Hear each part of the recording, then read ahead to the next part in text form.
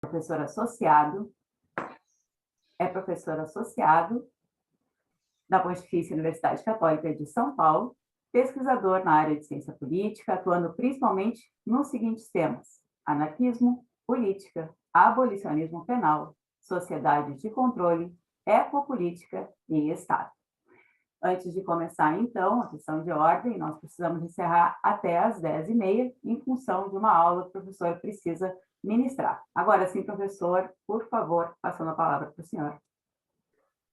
Bem, muito obrigado pela apresentação, Clarissa. Muito obrigado, Paulo, pelo convite. Muito obrigado a todos vocês que estão aqui para assistir essa conversação, digamos assim. Não é? Porque eu vou colocar algumas...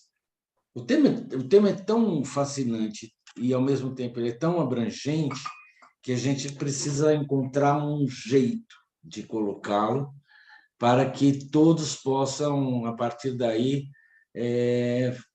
situar as suas reflexões e trazer novas problematizações. Né? Então, eu queria começar essa exposição lembrando a todos. Eu tenho uma dificuldade muito grande com esse negócio de todas, todos, todas. Eu ainda não aprendi, não consegui. Quando eu falo todos, eu falo na língua portuguesa, que é uma língua terrivelmente machista. Não é?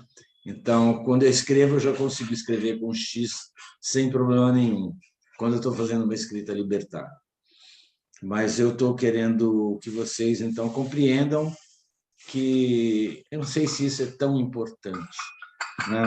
Minha relação com as mulheres sempre foi muito mais interessante do que uma simples conjugação de gênero. Mas o que eu queria dizer, que é fundamental, é que não existe capitalismo sem qualquer tipo de regime político. Ou seja, qualquer regime político serve para o capitalismo. Se o capitalismo prefere a democracia, que é o que nós estamos hoje em dia vivendo, vivenciando, é um episódio. Porque o capitalismo vai muito bem obrigado com fascismo, com nazismo, com os regimes autocráticos, se vocês quiserem, eu prefiro se me chamar assim, vai bem com democracia liberal, com neoliberalismo, com social-democracia, ou seja, o capitalismo vai bem com qualquer regime político, porque ele precisa de Estado. Ele precisa de Estado, ele precisa de uma regulamentação jurídico-política. Então, as formas mais convincentes de aceitar o domínio são essas que se chamam variações da democracia. Mas, de tempos em tempos, nós temos também outras possibilidades de realização de regimes democráticos ou de regimes de continuidade da democracia, quando, principalmente, o liberalismo entra em crise, ou quando as contestações radicais ao capitalismo predominam. Então, quando a gente fala de fascismo, nós vamos circunscrever a isso. Quando falamos de fascismo, nazismo, podemos falar também de Estado Novo no Brasil, ou similar, que é o Estado Novo de Salazar em Portugal, ou também o regime franquista na Espanha, e nós vamos reparar que em todos eles existem essas duas variáveis. Não é? Há uma contestação grande, urbana, com relação ao capitalismo, promovendo ou um possível socialismo nos moldes sociais-democratas, como reformas, ou nos moldes revolucionários do marxismo, ou ainda situações mais complexas de radicalização do republicanismo, como na Espanha, em anarquia, ou ainda nas situações do Brasil, onde qualquer coisa servia de ameaça para a oligarquia e, portanto, a possibilidade de trazer uma experimentação fascista foi muito grande, e isso ocorreu em 1937. Não é? Eu estou dizendo isso porque nós estamos falando do fascismo como um acontecimento, nazismo também, acontecimento muito próprio da primeira metade do século XX e aonde você tem algumas características que são importantes, não é? Primeira delas, o fascismo é sempre uma autocracia, não é? O governo de um bloco definido ou até uma única pessoa. Não é? Hoje em dia nós temos vários regimes na Europa Oriental, não é? Que governos da Europa Oriental que já são definidos como autocratas, como na Hungria, na Polônia, etc. Curiosamente, são regimes que vieram do stalinismo, vieram do socialismo soviético, que se readaptou ao capitalismo e usou a democracia como alavanca para a restituição desse governo autocrático. Isso é interessante, não é? Isso é interessante. Quando chega aqui na América do Sul, as coisas ficam um pouquinho diferentes, nós vamos ver isso no decorrer dessa conversação, espero eu, não é? Então, a primeira coisa que eu queria chamar a atenção é que nós estamos falando de um regime que é um regime autocrático, isso que se chama fascismo, que geralmente deriva da democracia e pode ser revertido a partir da fusão de forças políticas sob o comando dos democratas liberais. É o que acontece depois da Segunda Guerra Mundial, não é? Tanto na Itália quanto na Alemanha. É o que acontece também de uma maneira um pouco modificada por uma condução social-democrata combinada com monarquia, no caso da Espanha, não é? E também no caso social-democrata, no caso de Portugal. Não é? No Brasil, não é assim que acontece, você já sabe.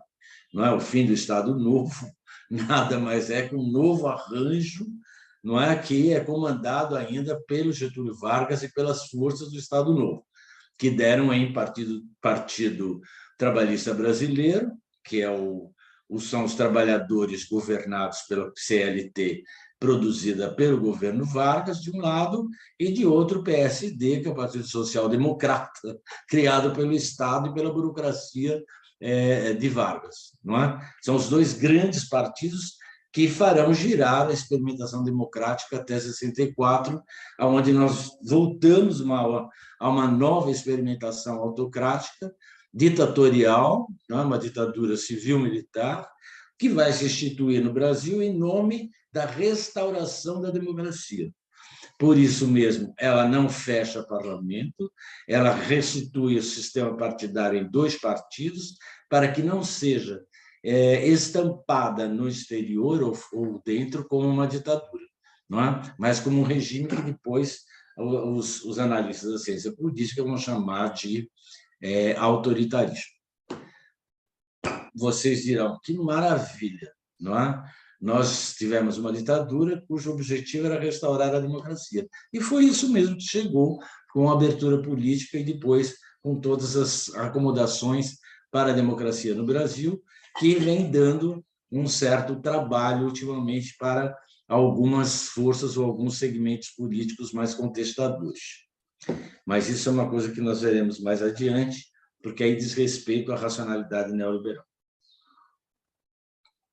Uma terceira característica ainda que eu queria acrescentar é que, quando nós falamos de fascismo, nós estamos sempre falando de símbolos, não é? Vocês sabem que os símbolos do fascismo, o símbolo do fascismo são aquelas varas de bétula branca, não é? Com machado, tendo ao fundo a bandeira da Itália, e as bétulas brancas significam sempre o poder de punição, o que já nos deixa bastante apreensivo, não é? Porque explicitamente, simbolicamente falando, não é? O fascismo tem uma imagem, não é? Que ele produz uma imagem que é a de punir. E é punir quem? Ele começa simpatizando com os democratas liberais, até com os sociais-democratas, não é? Vide a própria trajetória do Benedetto Mussolini, e vai terminar com um regime extremamente autoritário, autocrático. Não é?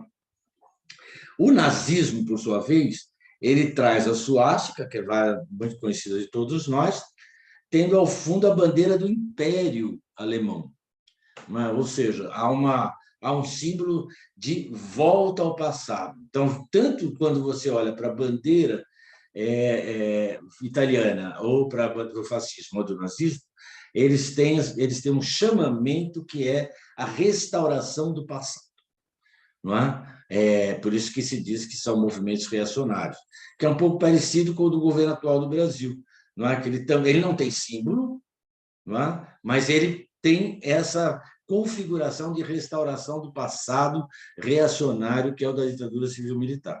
Não é? Porque outro dia eu comentei aqui com vocês durante o lançamento de livros, não é? Ninguém pode dizer que desconhecia que o atual presidente desse país era um homem de direita, fascista, reacionário, apoiador da tortura, etc. Tá certo? Nem retardado mental, para usar um termo péssimo, não é? Todos são. Ninguém é bobinho nesse país, ninguém é bobinho em política, tá certo? Então, esses símbolos existiam. O integralismo antes do Estado Novo, não é? Ele também tinha um símbolo, que era o épsilon, mas o integralismo, como vocês sabem, logo de que foi decretado o golpe de Estado, né, de 1937, logo em seguida, a Ação Integralista Brasileira também foi colocada na ilegalidade e só voltou depois, cumprindo salgado no Partido Conservador, depois de 45. Muito bem. Quando se fala, então, quarto ponto, quando se fala de política, nós estamos falando, numa situação como essa, fascista, nós estamos falando de uma situação profundamente tensa. Não é? Ou seja, os autocratas não toleram as outras forças. Essa noção de tolerância é muito interessante, não é? Porque a noção de tolerância, que está, inclusive, consagrada nos princípios de tolerância da ONU, não é? Modernamente falando, ela diz respeito àquilo que você tolera das demais forças. No caso de experiências autocráticas, a tolerância é só com forças extremamente similares. Por isso que não é fácil você encontrar isso, não é nenhum equívoco, não é? Mas é apenas uma forma da produção da verdade, o governo atual do Brasil dizer que as forças sociais democratas são comunistas. É quase uma piada para quem é razoavelmente esclarecido, mas é muito coerente e corrente dentro disso que se constitui um governo autocrata, que precisa desclassificar todas as demais forças. Não é? Só assimila, só é tolerante por um pedacinho. Depois nós vamos ver um pouco mais abrangentemente esse conceito de tolerância. E, por fim, para terminar esse preâmbulo macabro, é uma moral reacionária que tem jogo. Tem ética. A ética que governa essas pessoas é assim, a aplicação individual da moral vigente. E a aplicação da moral vigente é uma moral reacionária. Não é? Ela é dos empresários? É. Ela é da classe média? É. Ela é de parte dos trabalhadores? É. Ela é atravessando todas essas forças sociais e políticas com as quais convivemos, não é? E por isso que talvez seja muito interessante a gente estar sempre voltado para estudar como é o governo dos súditos pelos próprios súditos, não é? Porque há uma verdadeira amorosidade pela figura do soberano, que deriva, como bem colocou Foucault, numa condição de assujeitamento, ou seja, do amor à obediência, da devoção à obediência. Não é só um aspecto religioso acentuado, não é? É algo racional que se expressa através de uma série de compensações que são possíveis, ainda que mínimas, mas que têm uma repercussão política muito grande, não é? Enquanto aumento de consenso pelas forças que governam. Muito bem. Dito isso, quando falamos também de fascismo, nós falamos do quê? De um segmento explicitamente visível dentro de uma sociedade e uniformizado. Não é o caso desse momento que nós vivemos. Nem aqui, e nem na Europa e nem nos Estados Unidos. Você pode ter lá a fantasia de Ku Klux Klan, a fantasia de neonazista, etc., mas que são episódicos, não tratam isso aí, não configura essa força de direita reacionária, não é? E de tendência autocrática. Então, você não tem mais uniforme. E não tem mais uniforme por uma questão explícita, que é esse equipamento que nós estamos falando. Não é? Todas as relações, convocações, participações são feitas através do equipamento eletrônico. Portanto, você não precisa ter a explicitação dos grupos paramilitares. Nós sabemos que existem, não é? Todos sabemos que existem, mas eles não são mais facilmente identificáveis, como dentro do fascismo, do nazismo, ou dentro do socialismo soviético, ou dentro da polícia chinesa, etc. Não é? É muito difícil você saber quais são essas as milícias paramilitares. Talvez acho que a última que tinha uma marca aqui no Brasil fácil de identificar era a escuderia Lecoq, né? Que era justamente o chamado Esquadrão da Morte, que foi criado para matar subversivos e sujeitos considerados indesejados pela vida social aqui no Brasil. Não é? Escuderia Lecoq. Precisa também, para o fascismo e para o nazismo, uma massa mobilizada constantemente. A massa mobilizada constantemente, ela é um fenômeno claríssimo do século XX, não é? E do século XIX, e da Revolução Francesa, não é? Que é o quê? O povo sai à rua, o povo convive na rua, o povo discute política na rua, o povo expõe as suas dificuldades na rua. Por quê? Porque as unidades disciplinares da sua existência, não é, são umas. Não é? A escola, a fábrica, a prisão, tudo aquilo que a gente aprendeu com Michel Foucault. Mas o que existia até um determinado momento era o quê? O livre trânsito pelas ruas das cidades. E o livre trânsito fazia com que as diversas forças econômicas, sociais, políticas, culturais, não é? Encontrassem, se apresentassem, discutissem e estabelecessem confrontos.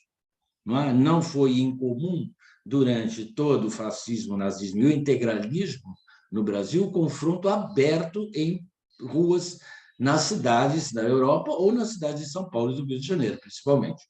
Não é?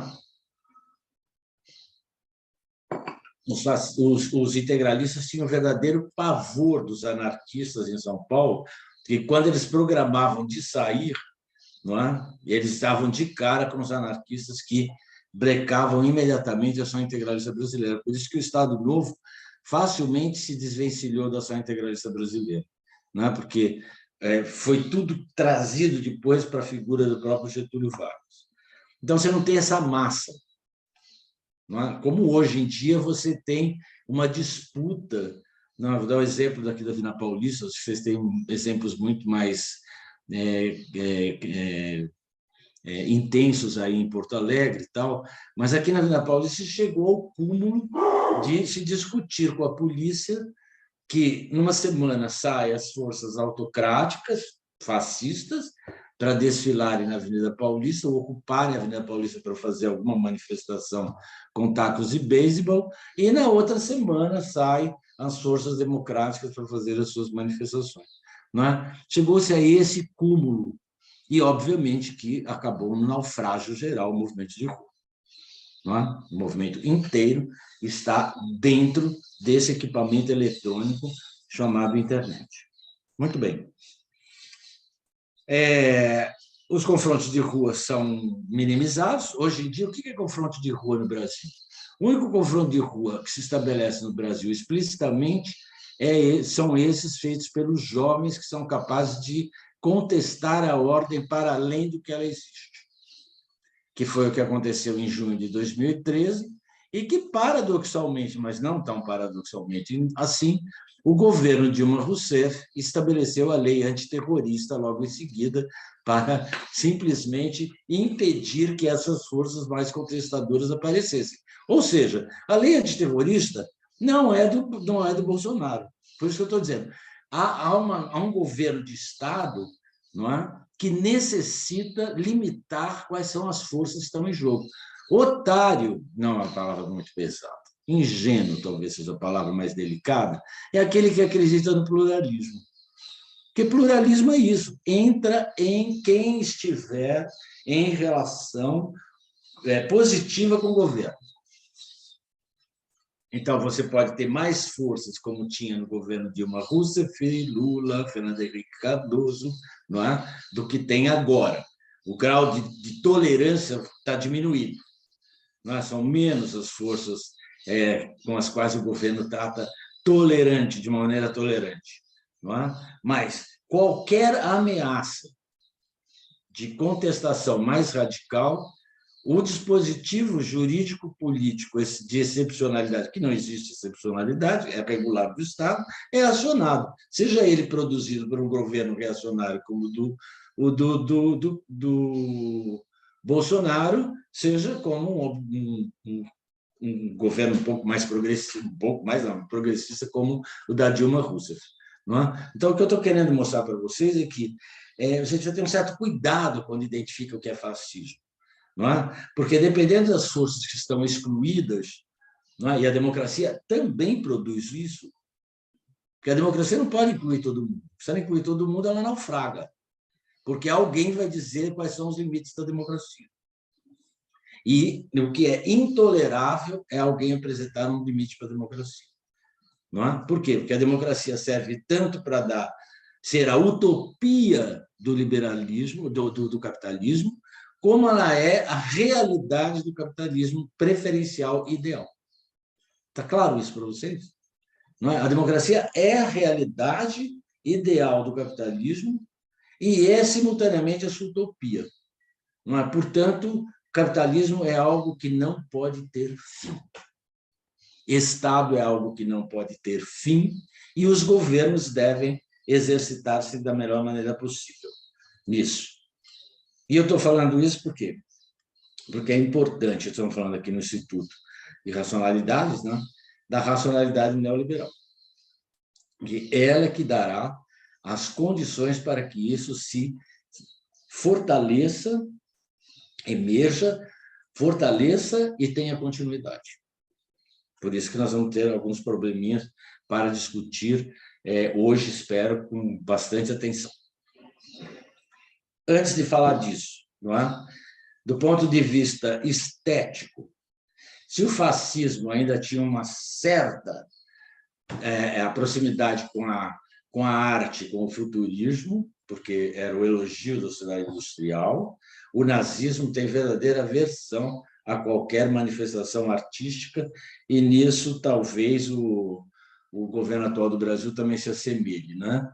E, por último, nós temos uma luta que começa contra o legislativo, né? Ou pode pôr fogo no Reichstag, como o nazismo, ou acabar, inclusive, com todo o sistema judiciário, como as autocracias contemporâneas tendem a fazer. Não é? É a crítica e a contestação ao judiciário que faz com que a autocracia se institua, se refaçam as constituições, etc. Bem, eu estou falando tudo isso porque eu estou querendo trazer para vocês, não é, umas características dessa autocracia hoje em dia. Não é? Vocês veem que é muito difícil se falar que existe fascismo, né, hoje em dia. Não é? Até aquele texto famosíssimo do Foucault, não é, sobre os fascismos, ele é um texto que também tem uma vida um pouco circunscrita, né? Porque ele está falando justamente da militância de esquerda, não é, que se posiciona de uma maneira extremamente contraditória com o que ela propõe. Né? E aí o Foucault chama atenção para os microfascismos. Né? E os microfascismos, eles estão na nossa casa. Não é? O fascismo tem a vida que ele tem porque existe a casa. Existe a casa, a propriedade privada, chamada casa, a propriedade dos filhos pelos pais, o governo da casa por quem tem mais recursos financeiros, não é? O fascismo começa por aí.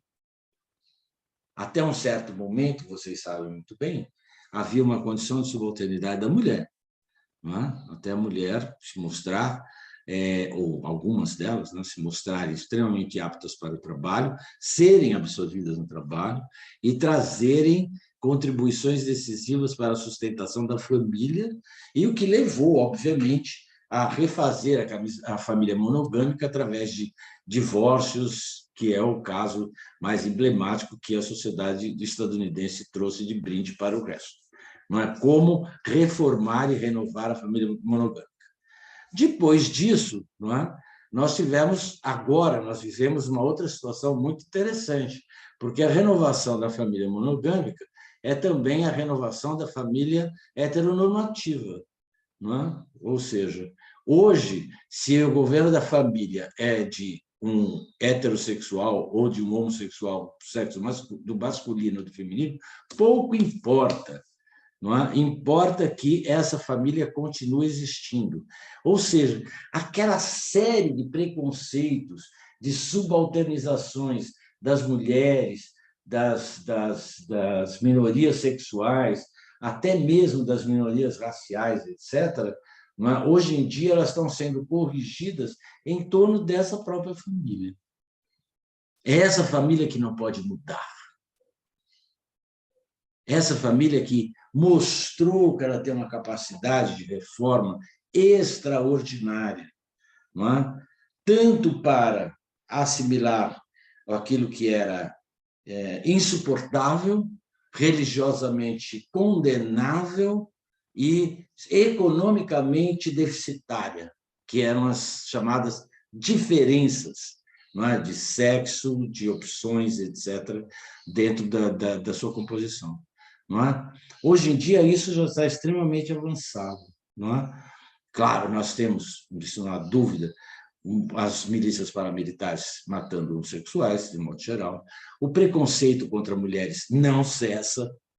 Não é? E quanto mais as mulheres pedem criminalização de condutas, menor é a possibilidade de redução da violência dos machos contra elas. Não é? Por quê? Não adianta denunciar a violência dos machos contra elas. O que não dá é para elas continuarem vivendo com esses machos. É simples.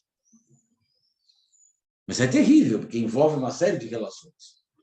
Não é? Então, o que eu estou querendo chamar a atenção para vocês é que esse microfascismo ele não se equaciona por meio de nem Declaração Universal dos Direitos Humanos, porque foi essa declaração de 1948, não é? Elaborada principalmente pela Eleanor Roosevelt nas Nações Unidas, não é? Que definiu o que são minorias e que definiu que todo o planeta deveria ser democrático. Basta ler. Em nome dessa declaração é que ocorreu o golpe de Estado aqui no Brasil. Em nome dessa declaração, as forças todas políticas foram agrupadas sob a direção dos democratas para uma transição pacífica do regime. E que, do mesmo sentido, guardadas as devidas proporções, não é? As especificidades, obviamente, ocorreu com o fim das ditaduras nos demais países da América Latina, ou mais especificamente da América do Sul. Tá certo? Então, eu estou querendo chamar a atenção para que, primeiro, nós devemos perguntar onde que está a procedência dessa democracia. A primeira delas está na Declaração Universal dos Direitos Humanos de 1948.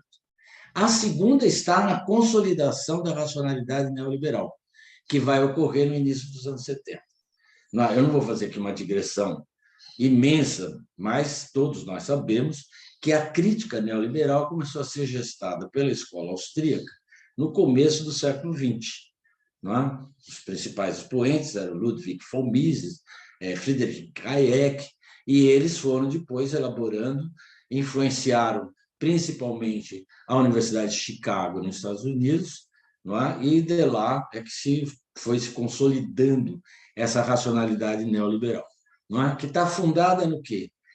Numa nova relação entre capital e trabalho, aonde a relação não é mais estabelecida pelo antagonismo capital e trabalho, mas pelo princípio de cooperação entre o capital e o capital humano, aonde eu, como trabalhador, sou visto como um componente psicológico de formação de renda própria, que vou me transformar no empreendedor na medida em que eu sou capaz de inovação, capaz de trazer uma colaboração decisiva para a produtividade e a lucratividade da empresa, não é? Caracterizando isso que se chama empreendedorismo. Não é? A Clarissa deve saber bem disso, que a apresentação dela passou por aí. Não é? Então, esse empreendedorismo ele é fundamental, por quê? Porque ele traz a democracia não mais exclusiva do regime político, mas a democracia nas relações de trabalho. Não é? Ou seja, a democracia está nas relações de trabalho, mediadas por essa prática da inovação. Ou seja, todos devemos ser inovadores e as relações capital e capital humano são relações de colaboração e de pacificação no âmbito das relações de trabalho, fazendo com que não haja mais necessidade de sindicatos e correlatos para se estabelecer a nova regra dentro das relações de trabalho. Curiosamente, vocês devem saber que essa racionalidade neoliberal foi aplicada na América do Sul, não é? A partir do regime de Pinochet no Chile, em 1973, quando o próprio Ludwig von Mises vai a Santiago do Chile para supervisionar a reforma neoliberal por parte de uma política ditatorial de Estado. Não é?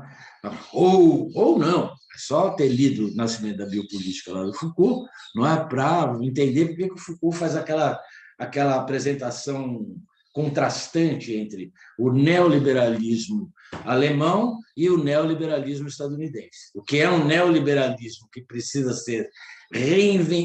reinventar o mercado por meio de uma ação do Estado e que vai levar a uma abdicação da luta de classes pela social-democracia alemã nos anos 50, e, de outro lado, o que é uma tradição longa de jornada intensa do liberalismo nos Estados Unidos como estilo de vida. Não é? Então, eu acho que isso é importante para marcar que a democracia sai do plano político e entra nas relações econômicas. E quando ela entra nas relações econômicas, ela entra também na família, não é? Nesse vestígio que ainda nós temos de sociedade de soberania. Não é? A democracia entra dentro da família, então as relações têm que ser democráticas. Por quê? A mulher trabalha, o filho que é homossexual trabalha, tem namorada, a filha tem namorada, ou seja, pode parar, não tem lugar mais para esse tipo de preconceito diante da produtividade. Não é? Pouco importa o que venha a ser. Com isso, os direitos de minoria tendem a crescer. Por quê? Se no plano econômico, desde que você seja produtivo, você é um empreendedor positivo, não é? Do ponto de vista social, cultural e político, você precisa de direitos de minorias para terem as suas compensações. Não é? É preciso cotas para questões raciais, é preciso introdução da política, da chamada política essa reforma da linguagem, não é? Porque é preciso definir um campo específico do que deve ser punido e a impunidade deve ser combatida. Só a racionalidade neoliberal que diz assim, isso é uma bobagem. A racionalidade neoliberal, não é? Através de um grande formulador, prêmio Nobel de Economia, Gary Becker, não é? Ele vai dizer o seguinte, a racionalidade neoliberal tem clareza que nós não vamos acabar nunca com o crime. O que nós sabemos, que nós temos que fazer, é estrategicamente definir o que é tolerante numa determinada época. É assim. Só intelectual ingênuo é que vai achar que é capaz de acabar com a impunidade. Ou com protagonistas de minorias que acham que vai acabar com a impunidade, porque não vai acabar. Não é? Até o Max Weber, que é o sociólogo mais consagrado do século XX, dizia: enquanto houver Estado, haverá corrupção. Ponto. Tá bom? Não é? Fim de conversa dessa parte. Não é? Eu sei que uma vez alguém disse para mim que eu era agressivo. Eu falei, puxa, se é agressivo dizer isso, eu não sei mais o que é ser agressivo. Aliás, eu sei o que é agressivo para você. Não é? É alguém meter a mão na sua cara. Na minha, não mente. Não é? É simples. Tá certo? É simples. Por isso que eu compreendo por que jovens e mais jovens enfrentam a polícia de uma maneira radical. Não é? Porque quem é polícia está aí para matar e para morrer, portanto, não merece respeito nem consideração. Quem é polícia não está aí para garantir nada, a não ser a propriedade privada e trabalhar para determinadas forças. Ponto. É simples. É simples. Não dá para você querer humanizar a polícia. Isso é papo de quem quer ganhar dinheiro em cima da miséria alheia. Até o Marx dizia isso, acho que era no capítulo 23 lá do Capital, não é? Que o crime gera empregos úteis.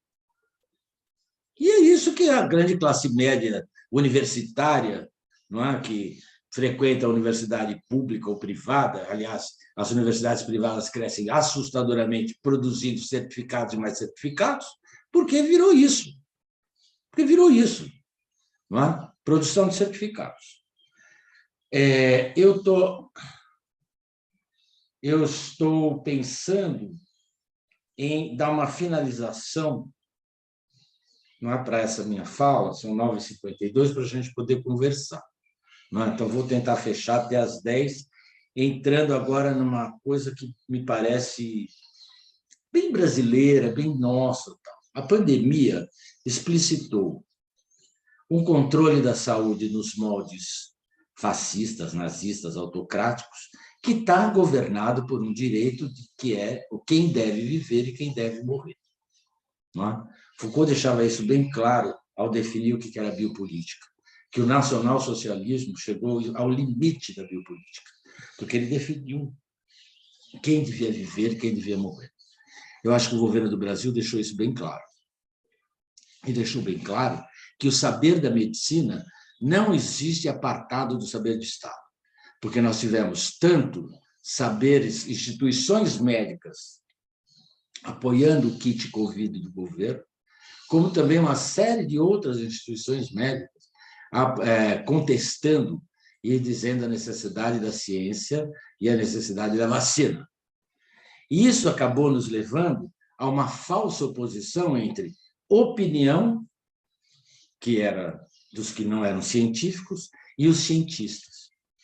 A racionalidade neoliberal exige que todas as tomadas de decisões sejam científicas.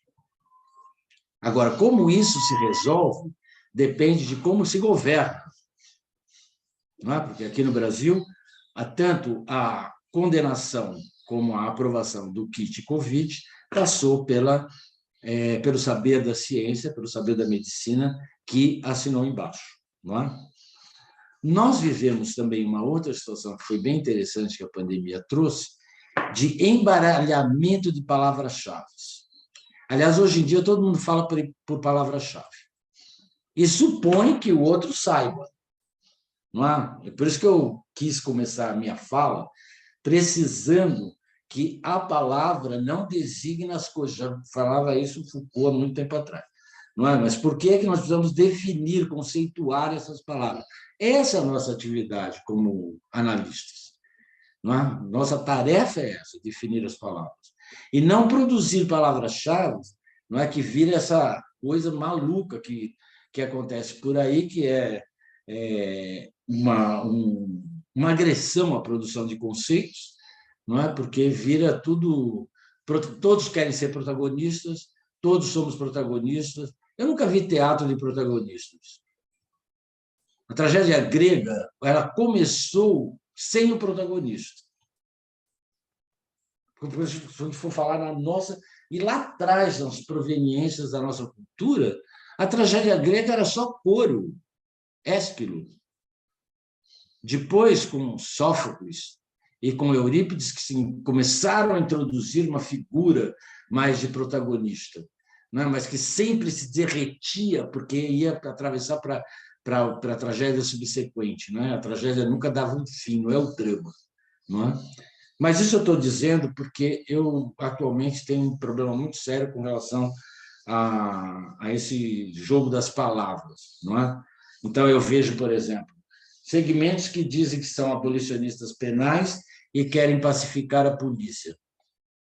Aí você fala, mas o que se trata? Se trata de gente que quer ganhar dinheiro com isso, uai. Nós vivemos nesse mundo hoje em dia que é assim, todo mundo faz uma ONG, todo mundo faz um instituto, todo mundo faz uma fundação, todo mundo diz que é do bem, e aí pega um monte de trouxa que sustenta isso. Ou então faz como os empresários, não é? Formam ONGs, fundações, institutos, etc., para lavar dinheiro, não é? Para escorrer lucratividades e para criar novas formas de controle democrático, com a participação, inclusive, dos miseráveis de rua, da população de rua. Não sei como é que está em Porto Alegre, mas aqui em São Paulo você sai na rua, todo mundo tem a mesma barraquinha, todo mundo tem edredom para dormir, não é? Só falta o banheiro químico. Tem marmitex o dia inteiro. Aí você fala, ué, quem está ganhando com isso? Que história é essa? As ruas estão lotadas, e não é só São Paulo ou Paris. Não é? Eu acho que o mundo está vivendo essa coisa interessante, não é? Que é da piedade por meio da produtividade. Bem, eu queria terminar falando da resiliência. Podia falar de um monte de outras coisas, mas não quero falar da resiliência, porque outro dia eu toquei nesse assunto, a Paula pediu para eu falar sobre isso um pouco mais. Não é? A noção de resiliência ela vem diretamente relacionada ao desenvolvimento sustentável e aos Objetivos de Desenvolvimento Sustentável das Nações Unidas, que entraram em funcionamento em 2015 e tem uma previsão de cumprimento de metas até 2030. A questão da resiliência ela vem junto também com a Rio, com a Rio 92, não é? E depois com o Rio +20, etc. Em poucas palavras, quando se fala resiliência, nós estamos falando de um experimento da física, onde os corpos têm a sua morfologia alterada e depois eles voltam para a posição original. Então, quando se fala resiliência, nós estamos falando do quê? Como, quando se traz para o campo social, né? Porque depois esse estudo da física foi estendido para a antropologia, não é? Na revista Ecopolítica tem um belíssimo trabalho da professora Salete Oliveira mostrando as procedências da palavra resiliência, da prática da resiliência, não é? A revista Ecopolítica da PUC de São Paulo, aonde você vai compreender como surge essa noção de resiliência como equacionamento de adversidades. Ou seja, todos nós devemos estar preparados para as adversidades sociais, culturais, políticas, culturais, etc. E voltarmos à posição anterior. Adversidades até ambientais. O caso clássico de Fukushima com a população japonesa, não é? Que foi retirada, depois ela voltou para a mesma posição, etc. O que significa isso? Significa que a governamentalização de uma conduta democrática. A resiliência é isso. Como é que eu atravesso uma adversidade e volto ao que eu era antes? Ou seja, isso é próprio da democracia. Não é próprio daquilo que me afirma dentro de um posicionamento, não é? E como é que eu vivo uma série de transtornos até voltar à posição original. Eu estou dizendo transtorno porque é muito importante. Não existe mais doença mental, vocês sabem disso, só existe saúde mental. Então, antes, os loucos eram os doentes mentais. Hoje em dia, todos nós somos transtornados, né? Desde o útero. Por isso que a Organização Mundial da Saúde tem lá mais de 500 transtornos arrolados, que fazem com que esta situação de resiliência possa ser equacionada pela medicalização. Tá certo? Então, vocês estão entendendo como é que funciona isso? Não é? Então, você é uma pessoa transtornada, não é? Vive as suas adversidades, não consegue trabalhar, etc. Medicaliza. Ah, seu filho é um inferno, porque ele tem uma conduta bipolar, segundo o pediatra. Antes era o psiquiatra, que inclusive passava Concerta, Ritalina, etc. Hoje é o pediatra que receita Concerta e Ritalina. Tá certo? Para o quê? Para a sua criança ser normal, para você contornar essa adversidade. Ou seja, você superar essas possibilidades colocadas em adversidades de uma maneira resiliente. Ou seja, restaurar a família monogâmica, restaurar as relações que você tem com seus filhos, restaurar a vida, o trabalho do capital com o capital humano e assim sucessivamente. Com isso, a noção de resiliência veio para fazer o quê? Apagar a noção de resistências. Porque muita gente hoje, quando fala resistência, já está falando como sinônimo de resiliência. Aquela famosa definição do Foucault, onde há poder, há resistência, já não há mais sentido para esse discurso oficial democrático da ordem da racionalidade neoliberal. Espero que eu tenha deixado isso mais ou menos claro, porque é essa noção de resiliência que vai fundamentar, não é, as práticas do monitoramento, sejam elas eletrônicos, não é, porque precisamos adequar as adversidades, ou monitoramento eletrônico, ou um novo pastorado que começa a se instituir, que é o do monitoramento de você com um vizinho, você com você mesmo, o vizinho com você e assim sucessivamente. Não é mais o pastorado cristão, nem o pastorado cristão redimensionado em pastorado racional pelas políticas compensatórias, ou também chamadas políticas públicas, ou biopolíticas, como diz o Foucault, mas trata-se agora no nível das relações diárias, não é? Desse pastorado, esse novo pastorado, que te faz um cidadão polícia. Você está vigiando, você está monitorando a vida dos outros o tempo inteiro. Não é? Você se torna um cidadão polícia e é isso que se espera de você. Por isso que as pessoas se agarram tanto à noção de polícia e por isso que elas também não têm muita dificuldade em lidar com essa situação colocada pelos pequenos fascismos. Não é? Bem, eu acho que era isso que eu tinha para colocar, pelo menos para abrir uma conversação com vocês, até umas 10h40, 10h45, e eu gostaria de agradecer esse tempo que vocês me deram, que se eu calculei bem, foi de 45, 50 minutos. Muito obrigado. A gente que agradece, professor, exposição, que questiona, problematiza, provoca muita coisa. 1000 perguntas, eu estou sufocada por todas elas, e mais um pouco, pelas derivadas que vão vir. Eu queria começar te perguntando uma coisa. Tá, a gente está falando do fascismo, a gente está falando da ética, né? E a gente está falando tudo isso dentro deste contexto, que é o contexto Foucaultiano, né? Deste arcabouço teórico. E aí, quando a gente pensa assim, que nós, como é que a gente se constitui sujeito e como é que a gente constitui nosso próprio tempo? E aí eu volto na tua fala quando tu comenta sobre não sei se o início de tudo, mas hoje é fácil a gente olhar para 2013 e dizer que lá marcou a ascensão do que a gente vive hoje, né?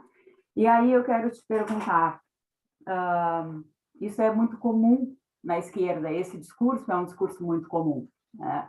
E a gente, quando quer problematizar isso, num tempo que a gente vive agora, de bolsonarismo, de negacionismo e de todos esses horrores que a gente vive, se tu vai questionar e tentar problematizar que não foi bem isso que aconteceu naquele tempo, tu é imediatamente calado, né? Como se tu também fosse um negacionista, fosse um bolsonarista, tem uma semente bolsonarista aí perto de ti para tu falar esse tipo de coisa, né? Então, eu queria te perguntar, como é que tu, no teu fazer teórico, no teu fazer intelectual, como é que tu responde a esse tipo de acusação? A acusação de que o anarquismo, um tipo de anarquismo, produziu ou fortaleceu a ascensão do fascismo? Tá. Eu acho muito boa essa pergunta. É ótimo, por sinal. Porque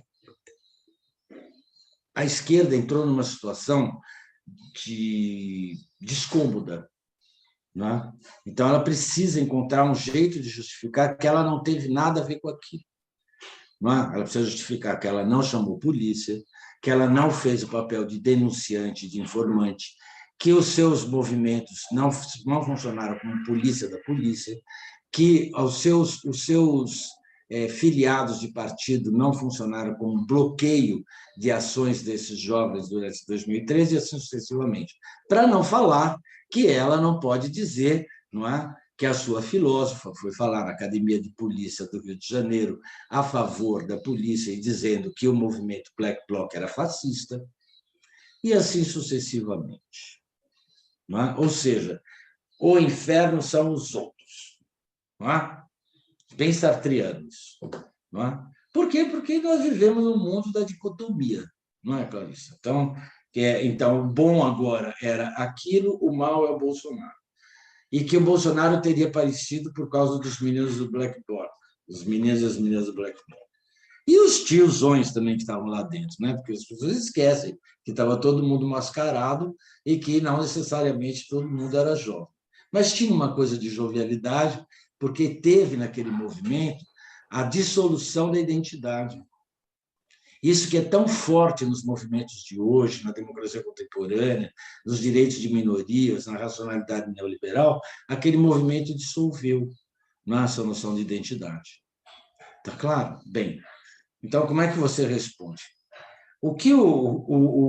A resposta é jurídico-política para começo de conversa. Se você não quiser entender nada disso que eu falei e dizer que é tudo que eu estou inventando, não é? É só ver o resultado jurídico-político que é a lei antiterrorista da Dilma Rousseff. Ponto. Foi o que eu disse aqui. Ou seja, o que ela produziu serve de continuidade para o Estado e na sua continuidade de governo. Não é? Serviu para o governo dela, não é? Para impedir os movimentos dos jovens, e serve para o governo do Bolsonaro. Não é? Um governo progressista, o que deveria fazer?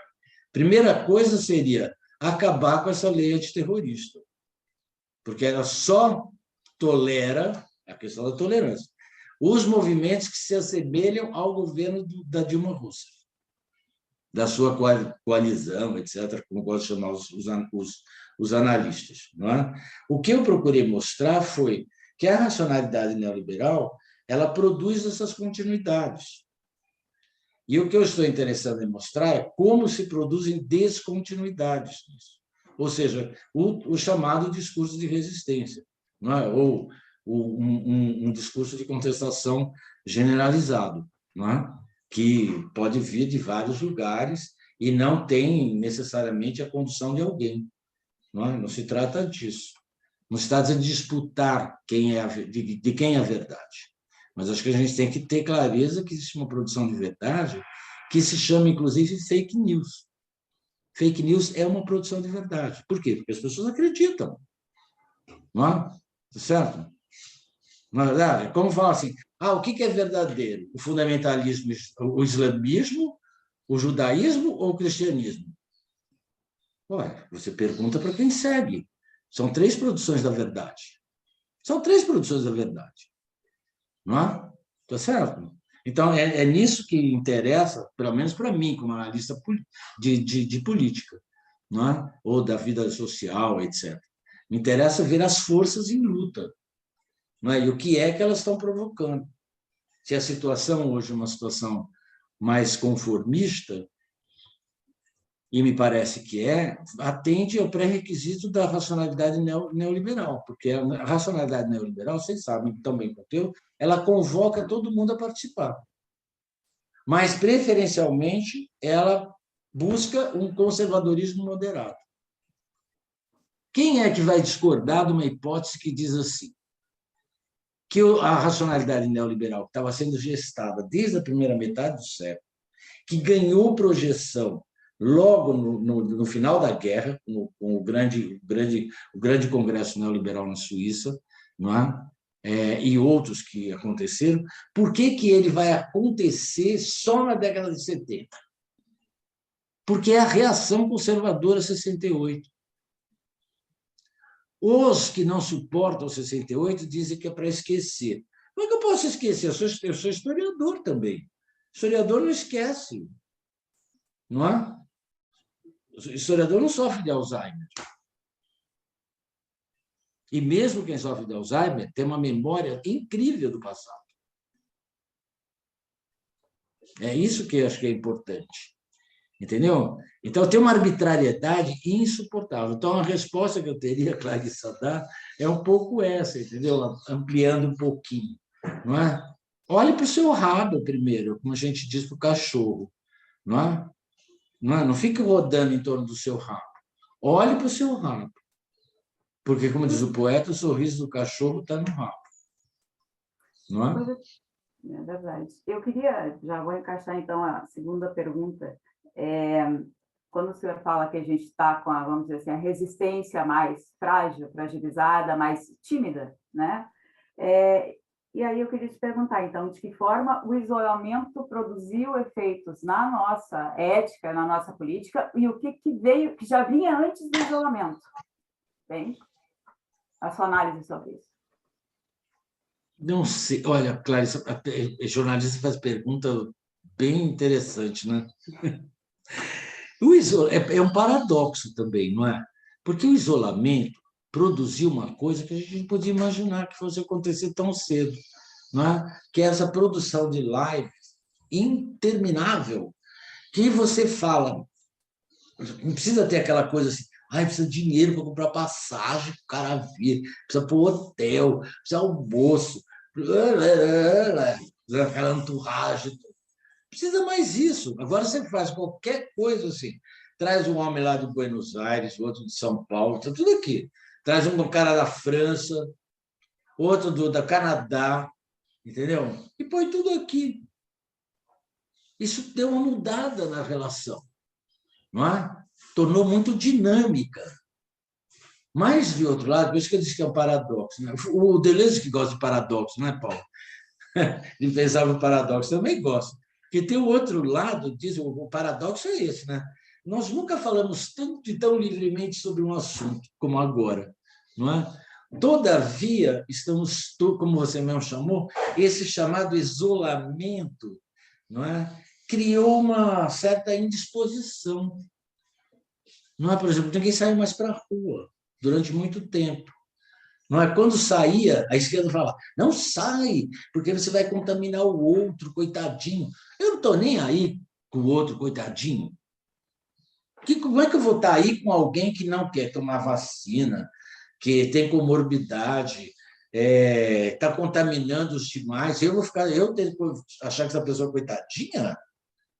Nós temos que sair na rua sem máscara e falar oi para você, dar o susto, compreende?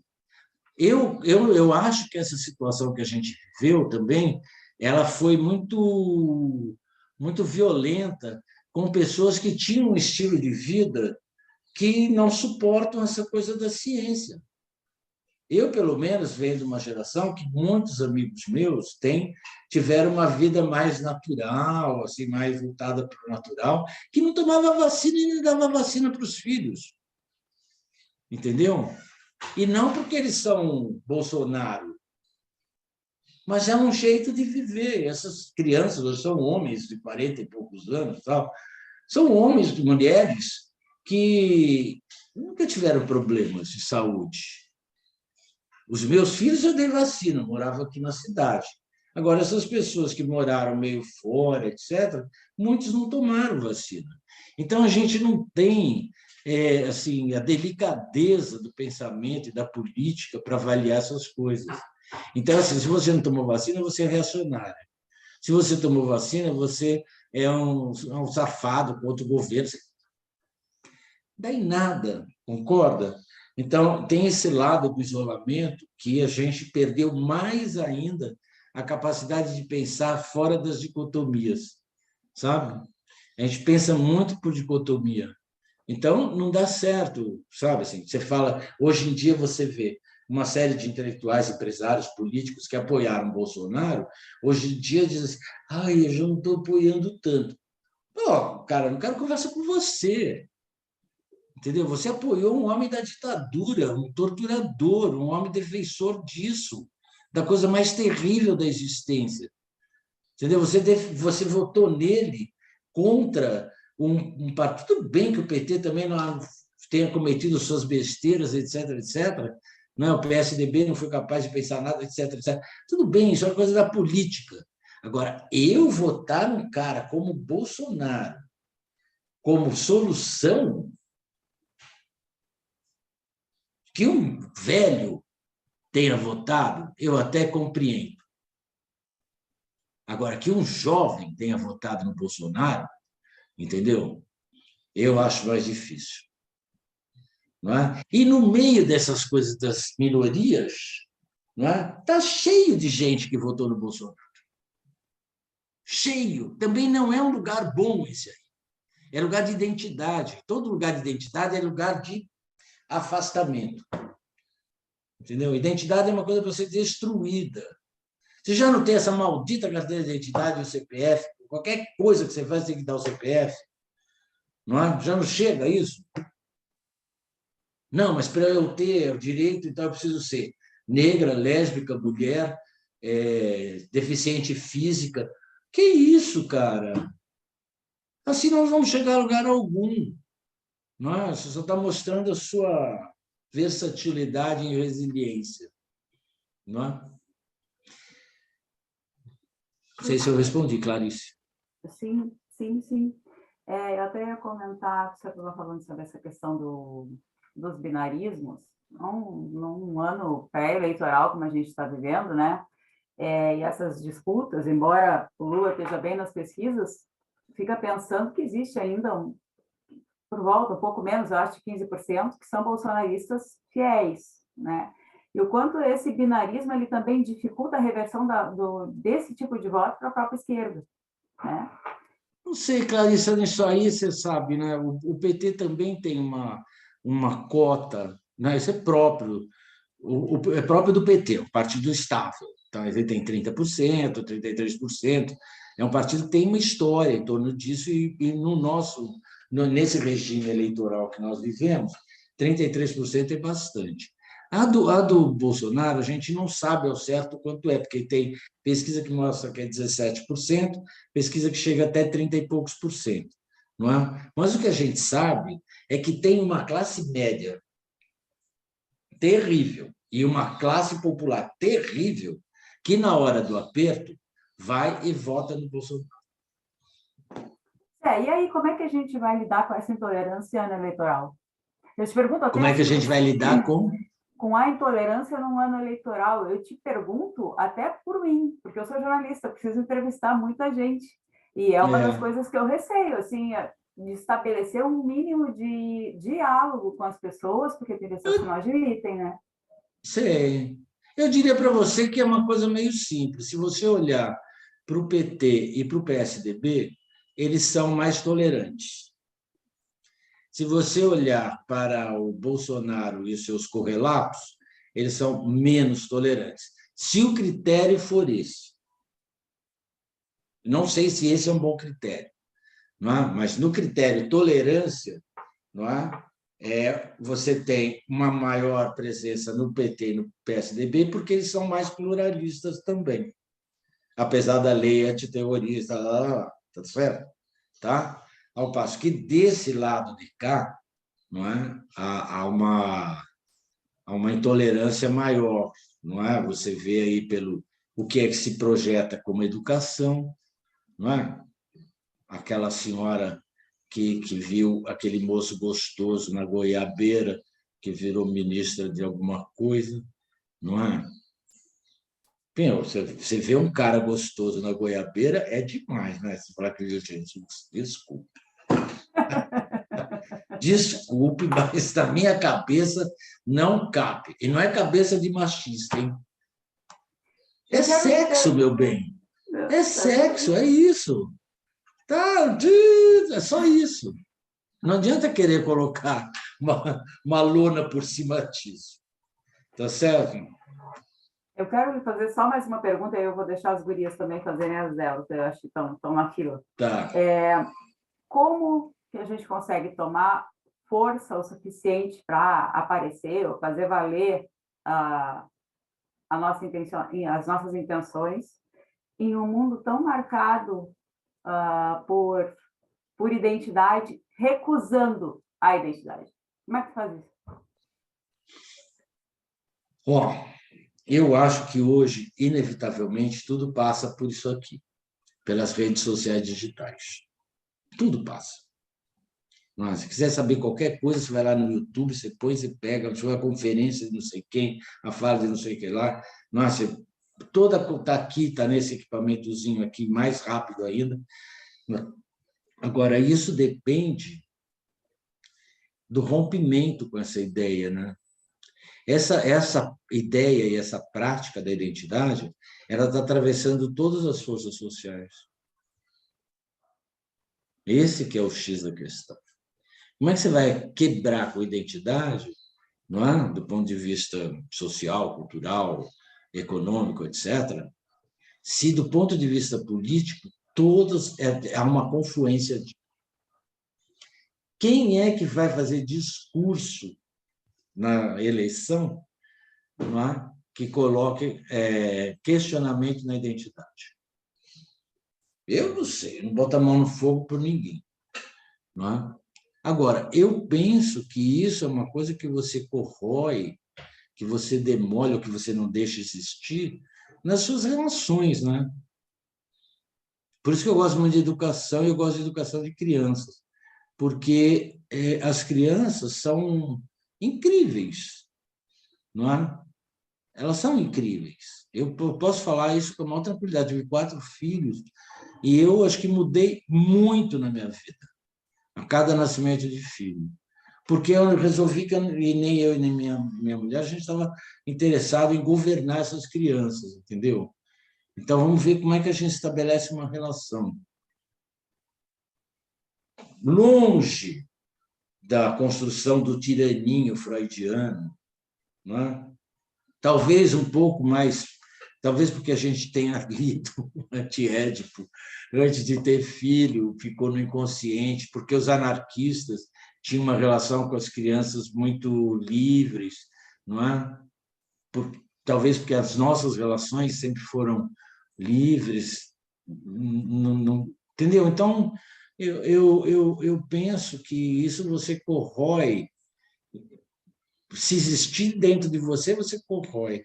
Senão você inventa uma nova coisa, não é? E aí você sai fora da família monogâmica. Você sai fora da reforma da família, não é? E sai fora dessa coisa que todo mundo precisa ficar, todo mundo se dando beijo em data cívica. Acho um saco, não é? Eu posso fazer uma pergunta para você, Clarice? Claro. Clarissa, posso? Claro. Não é? Aquela pergunta que eu adoro fazer para o jornalista. Não é? Como é que você pode dizer que defende uma imprensa livre se você trabalha para uma empresa? Não pode. Eu acho que tu faz assim, né? É isso, tem que reconhecer, né? Reconhecer que existe uma linha editorial e sempre vai existir direita, esquerda, não interessa, sempre vai ter. Sempre vai ter coisa que tu não vai poder fazer. Tu pode propor, mas não vai passar. Obrigado pela sinceridade. Nós tivemos um papo na rua, chama Papo Sincerão, né? Exato. Eu agora vou abrir, então, para as gurias, deixa as gurias fazem as perguntas, que eu sei que elas têm, Paulinha. Tá bom. Bem, eu vou começar, então, e aí depois eu quero também dizer para o pessoal que fique bem à vontade aí para levantar a mãozinha, para fazer comentários no chat ou simplesmente para abrir o seu microfone e fazer perguntas para o professor Edson. Para me detonar. Também. A gente espera também, né? Claro. Ô, professor, eu primeiro fiquei encantada, assim, que aula, né? Que aula para a gente poder conhecer isso, e uma das coisas que me chamou mais atenção de tudo foi essa questão das palavras, acho que o termo foi palavras-chave, eu gostei muito disso, e quando tu tocasse na questão da resiliência, Eu acho que tem muito a ver com o nosso tempo, da gente utilizar muito essa palavra, ela é uma das palavras-chave, ela está em moda hoje. E me parece, assim, a gente que está nesse evento aqui, muitos pós-graduandos, me parece uma sinalização e um alerta para todos nós, porque quem trabalha com a produção de material acadêmico precisa tomar bastante cuidado com esse... Me faltou a palavra agora, mas... com as palavras-chave em si, com esse advento de poder ir colocando dentro do nosso trabalho as palavras que estão na moda sem trabalhar com elas, né? E sem, eu acho que aí, eu vou dizer assim, ir na raiz mesmo da palavra, que é um pouco do que tu fizesse aqui conosco ao falar sobre o fascismo.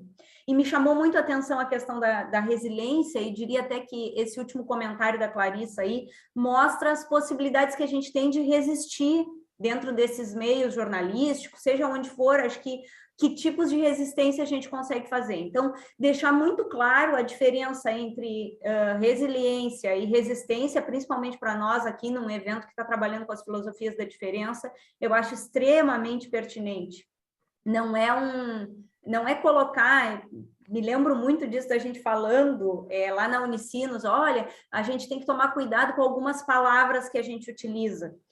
Acho que sim, mas acho que mais do que tomar cuidado não quer dizer que a gente não possa utilizá-las, mas dizer da onde a gente está falando. Ter clareza de que tipo de palavra é essa e o que para nós, no campo da educação, a questão da autonomia é um perigo, né? Da onde é que vem essa palavra autonomia? E acho que isso, como a gente que trabalha com Foucault e com esses autores, resistência é uma palavra dessas, que a gente precisa entender da onde é que está falando. Então, me chamou bastante atenção, eu queria fazer um comentário sobre isso.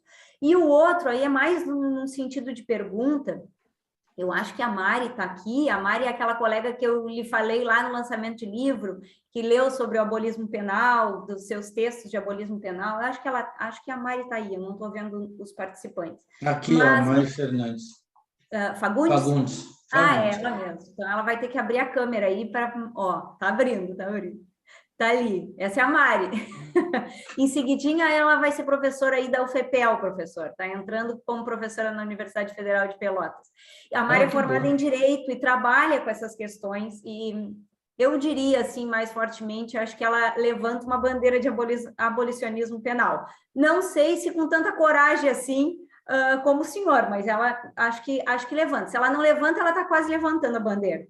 E me chamou a atenção a questão de dizer que dentro desse neoliberalismo a criminalidade não vai acabar, né? E aí eu queria ouvir sobre a questão do abolicionismo penal um pouco, porque se a criminalidade não vai acabar, eu vou dizer que eu acho que eu estou no fio da navalha, eu não sei dizer se sou a favor, se sou contra, mas eu ainda sinto alguma segurança quando eu caminho nas ruas escuras e tem policial.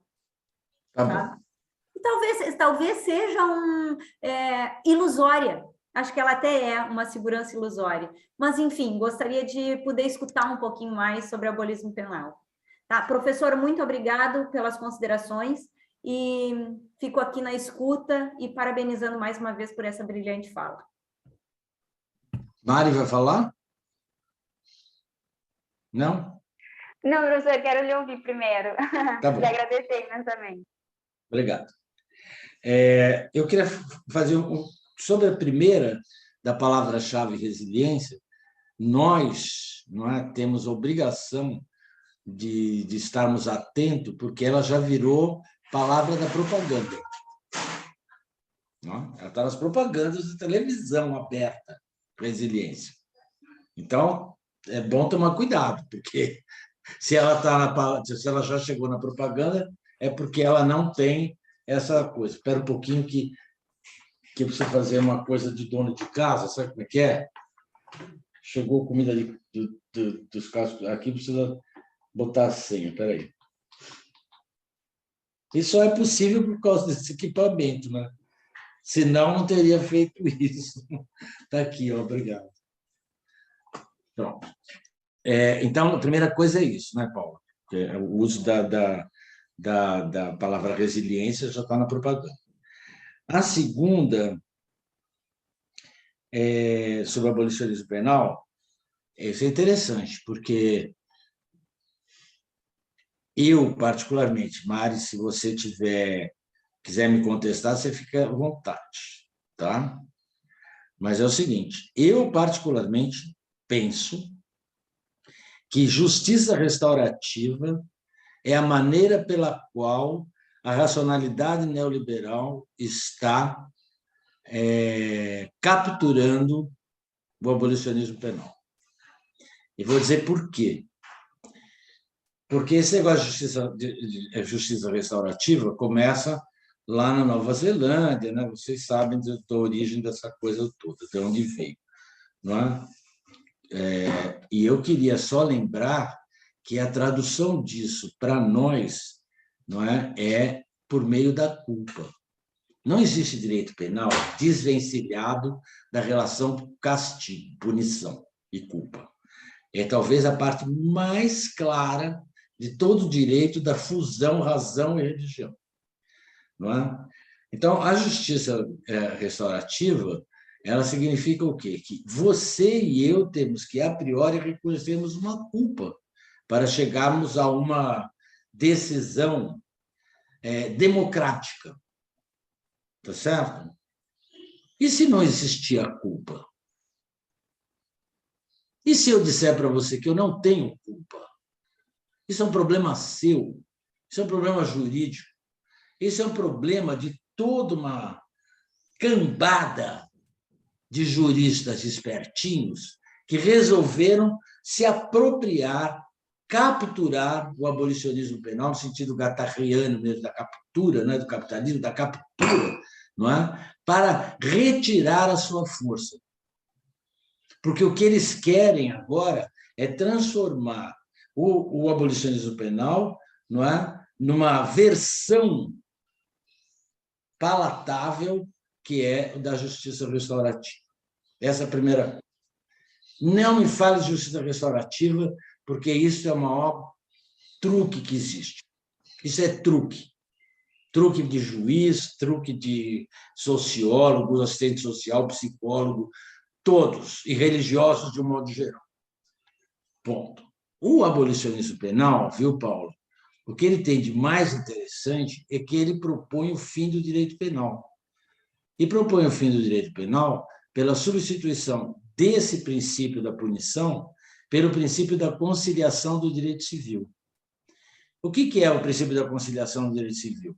Você e o seu marido, ou sua marida, sei lá, não sei como é que é o seu negócio, não é? Resolvem se separar, vão ao juiz e o juiz vai fazer o quê? Vamos chegar a um acordo.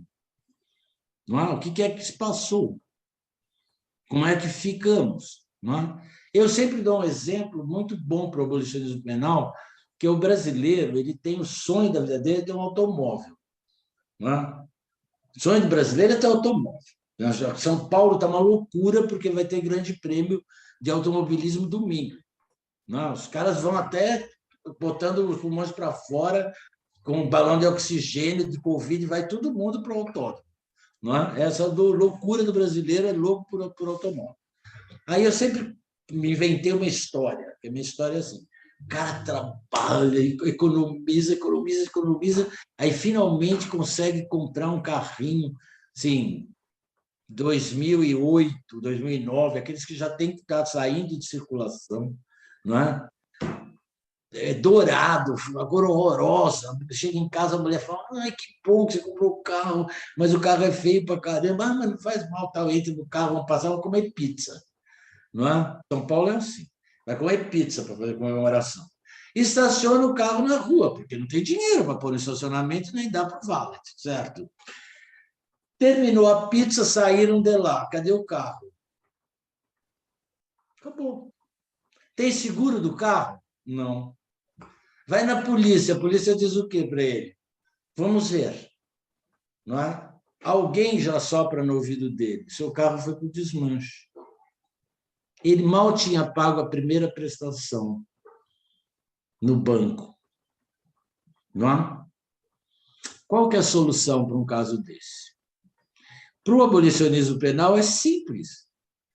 É simples, é conciliação. É sabido que pagar um carro, o valor do carro para esse sujeito é muito mais barato do que colocar o suposto ladrão na cadeia. Vocês sabem melhor do que eu, ou sabem tanto quanto eu, como é caríssimo manter alguém preso. Como é caríssimo manter alguém sob monitoramento constante através das liberdades, semi-liberdade, etc, etc. Não é? E todos nós sabemos que trata-se de uma nova forma de educação. Porque não adianta você mudar pelo alto. Não, as pessoas dizem assim, vocês querem, com o abolicionismo penal, abrir as portas das prisões?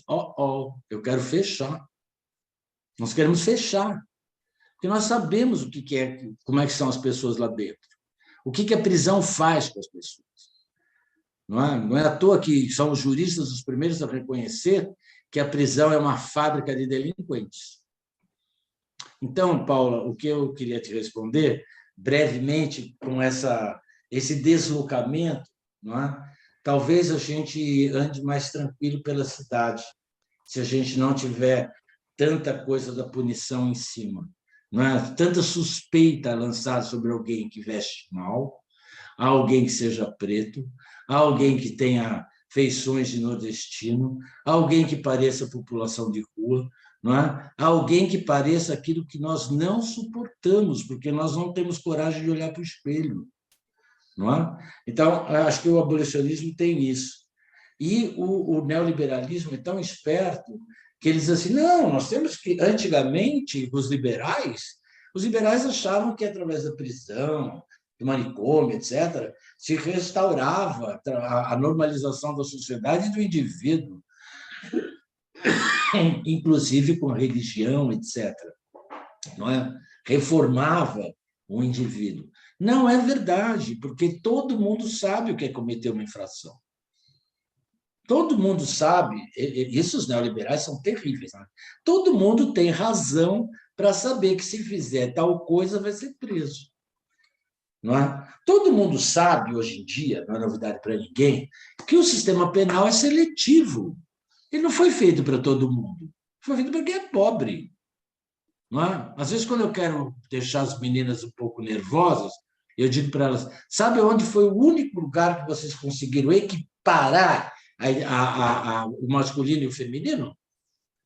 No número de presos. É a única igualdade que vocês conseguiram. Ou seja, o Estado usa dessa identidade para liquidar com você. Eu vou aproveitar, Mari, para falar para você também o seguinte, dia 17, vou fazer propaganda agora, pode, vou acabar. Dia 17 de novembro, às 18 horas, eu vou passar um flyer disso aí. Nós vamos lançar o livro O Abolicionismo Penal Libertário, numa mesa, esse menino aí do Rio Grande do Sul, muito bacana, que é o Augusto Jobim, e mais a Cecília Coimbra, não é? Com Vera Malaguti, Nilo Batista, etc. Vamos fazer uma live dessas sobre o abolicionismo penal libertário. Não é? O livro já está por aí, é da Revan, e é bem, acho que é interessante, e é um jeito de a gente dizer não à justiça restaurativa, não a esse direito penal mínimo, essa baboseira de mínimo. É igual falar Estado mínimo ou Estado máximo. Para o liberal, tanto faz. Para o social-democrata, quanto mais, melhor. Para o fascista, quanto mais Estado, melhor. Mas para o liberal, não está nem aí se é Estado mínimo ou Estado máximo. Não é? Você tem Estado. Não é? Seja lá a vertente robesiana, seja a vertente do John Locke. Não é? Está aí para mostrar isso para nós. Não é? Eu queria agradecer muito o convite, Paula, o convite do Instituto, a conversa com Clarissa. Muito obrigado. Suas perguntas foram muito boas para esclarecer pontos da minha fala. E dizer que eu estou disponível para encontrá-los em outra ocasião e de convidá-las também, viu, Paula, para alguma outra coisa que nós fazemos aqui, porque eu não conhecia o livro, não é? E a Paula, 2 dias atrás, disse que ele estava aí disponível, né?